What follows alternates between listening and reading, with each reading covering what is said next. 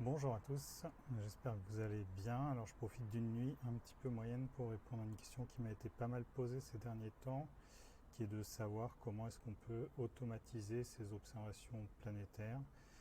Vous êtes peut-être d'autres à être un peu comme moi, un peu déçus de ne pas avoir participé à détecter le flash sur Jupiter le 13 septembre dernier.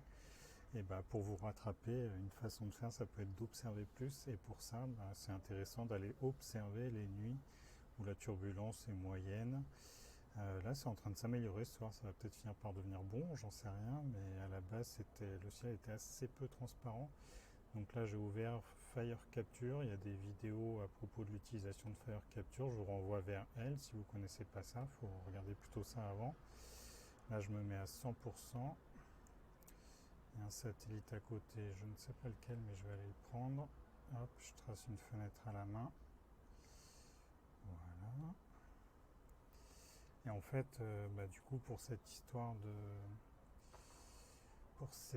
d'automatisation, il y a deux choses qui vont m'intéresser. Il y en a une qui est l'autoguidage. Alors l'autoguidage, en fait, il est déjà prêt, mais en fait, j'ai fait une chose qui est très simple, c'est que j'ai un port ST4 sur ma monture. Donc j'ai simplement branché ma caméra au port ST4. Là, c'est une caméra QHY qui est derrière moi. Donc elle a son petit câble dédié, tout simple, qui va directement sur le port ST4 de la monture. Alors, est-ce qu'il m'ouvre les paramètres? Oui, ça y est. Voilà, paramètres.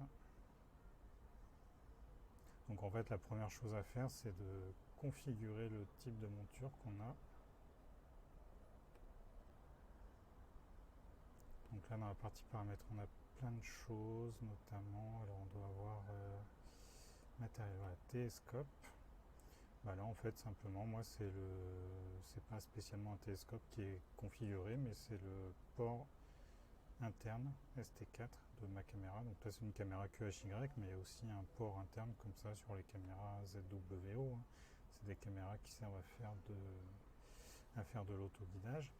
Puis l'autre partie importante, c'est l'autoguidage ici. Alors là, évidemment, il faut avoir orienté un peu sa caméra sur l'axe d'ascension droite et de déclinaison. Ça, c'est pas très compliqué.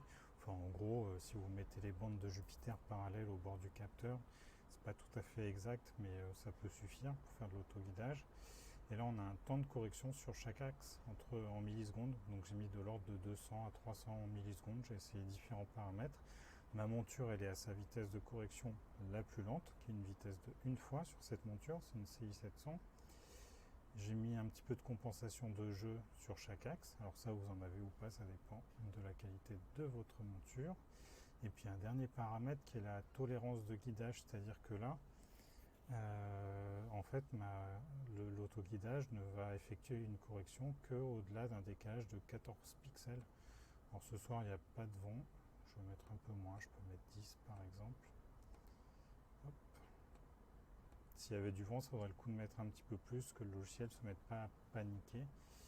Et puis le cycle de guidage, en fait, là c'est la fréquence à laquelle le logiciel va essayer de faire une correction. J'ai essayé différents paramètres, en gros, quelques secondes, ça va. Bon, et puis on va essayer de lancer tout ça. Moi, je voudrais pas qu'il y ait un impact qui ait lieu pendant que je vous parle, parce que là, pendant ce temps-là, je suis pas en train d'enregistrer. Donc là, j'ai fait ma fenêtre pour activer l'autoguidage. C'est très simple. Je clique ici sur autoguidage. Voilà. Et en fait, on a une petite croix rouge qui s'est affichée sur Jupiter. Et là, on commence à voir en fait les coups de raquette mis par le logiciel. Donc, c'est des coups de correction à la monture. Alors, la planète va faire du yo-yo, mais c'est pas très grave, parce que j'ai mis un temps de correction qui est pas négligeable, à peu près un tiers de seconde. J'ai pas mis un temps de correction trop court pour quand même que chaque correction fasse vraiment quelque chose. Et c'est notamment en raison du backlash qu'il y a sur chaque axe, c'est-à-dire ce petit jeu. Bref, là, ces paramètres là sur le backlash et le temps de correction, c'est vraiment à chacun d'essayer jusqu'à ce qu'il y ait quelque chose de stable. Il y avait aussi un paramètre pour inverser les axes d'ascension droite et de déclinaison. Ça, je peux le faire sur ma raquette de télescope et je peux aussi le faire dans le logiciel, j'ai le choix. Donc là, on va choisir un temps de pause. Alors, je pose un peu long ce soir parce que le ciel n'est pas transparent du tout. La transparence varie pas mal d'ailleurs.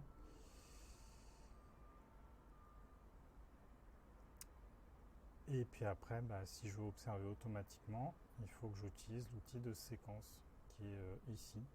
Alors si vous n'avez pas le raccourci ici, c'est quelque chose qui se règle dans les paramètres. En fait, il y a tout un tas de petits raccourcis qu'on peut afficher ou pas. Donc voilà, mes séquences, en fait, je choisis le nombre de séquences que je veux, donc ça démarre à 1. Et puis là, je vais choisir, là, moi j'ai mis 80 secondes, en fait vous mettez ce que vous voulez, surtout si vous faites de la détection, ça peut être un temps de pause, un temps par vidéo qui est beaucoup plus long. Et puis après vous choisissez le nombre de séquences que vous voulez. Donc moi je fais des paquets de 10 à peu près. Puis je regarde ce qui se passe à la fin, éventuellement je refais la mise au point. D'ailleurs là je vais regarder ma mise au point, est-ce que tout est bon? Ça c'est pas sûr. Hop, je vais surexposer un petit coup. Ouais, mon ADC, on voit que le bord de Jupiter en haut est plutôt bleu. Donc mon ADC là est pas très bien réglé.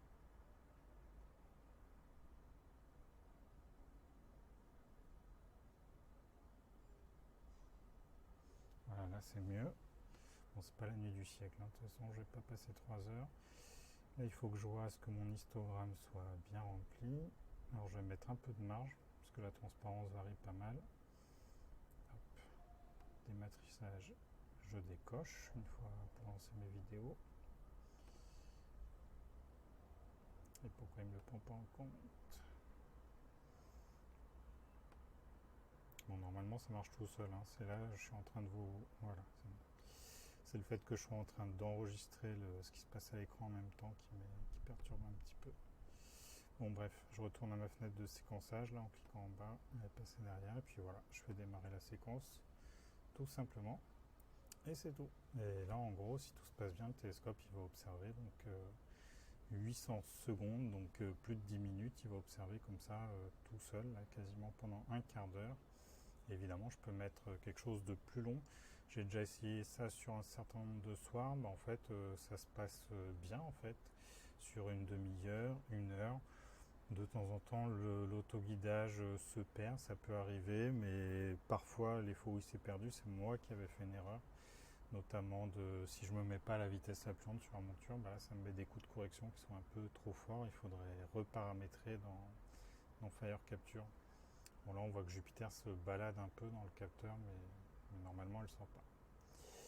Et voilà, c'était tout pour cette... j'espère que ça répondra à vos questions en tout cas, parce que j'ai plusieurs personnes qui m'ont posé ça. Et puis surtout, j'en profite pour faire de la publicité pour Marc Delcroix. Une fois qu'on a fait toutes nos vidéos, là, c'est beaucoup de choses à traiter, mais vous pouvez toutes les scanner avec Detect en quelques clics et savoir s'il y a eu un impact pendant que vous observiez ou pas. Et après, évidemment, ça génère un petit fichier log là qu'il faut bien envoyer à Marc Delcroix. Ça alimente les statistiques. Avec ça, on fait de la science. C'est assez important. Et après aussi, ce qui est bien, c'est que dans le traitement par lot pour les images, parce que si on veut quand même en profiter pour faire des belles images, c'est intéressant de regarder ce qu'il y a dans les images. En fait, on peut quasiment tout traiter automatiquement, additionner, trier les meilleures images de la vidéo. Ça, on le fait automatiquement avec AutoStacker 3. Ça, j'ai déjà fait des vidéos là-dessus. Et après, pour accentuer les images, on peut maintenant le traiter par lot. Alors, je fais une petite vidéo pour montrer comment on fait tout ça automatiquement dans Photoshop. Et le même jour, il y a Lucien qui fait le logiciel Astro Surface, en fait, qui a sorti une mise à jour qui fait exactement la même chose. On peut automatiser les ondelettes sur un grand nombre d'images. J'ai essayé, ça marche drôlement bien. Il faudra peut-être que je fasse une petite vidéo là-dessus à l'occasion, mais c'est vraiment facile à utiliser, donc je ne sais pas s'il y a vraiment besoin d'un mode d'emploi. En tout cas, j'ai fait un test sur une 60aine d'images et ça me les a accentuées en moins d'une minute. C'est vraiment super bien. Et si j'ai bien compris, les questions qu'il y ait cette fonction qui soit ajoutée également pour les fonctions déconvolution winner, donc pour accentuer ces images avec une PSF, donc c'est-à-dire avec l'image d'une étoile en fait, et aussi pour la fonction Richardson Lucy. Et voilà, c'est tout pour cette fois-ci. Si vous avez un commentaire, n'hésitez pas. Vous pouvez vous abonner à la chaîne si vous voulez être tenu au courant des mises à jour, laisser un pouce bleu, enfin bref. Vous faites bon ce qui vous semble. De toute façon, je ne cherche pas spécialement l'audimat avec cette chaîne, mais c'est simplement pour me simplifier la vie, pour pour répondre aux questions de façon collective, parce qu'il y a beaucoup de personnes qui me posent beaucoup de questions. Et répondre par écrit, c'est long et j'ai pas le temps en fait. Donc je préfère faire des vidéos qui répondent à plusieurs personnes en même temps. Voilà, à bientôt et bonne nuit.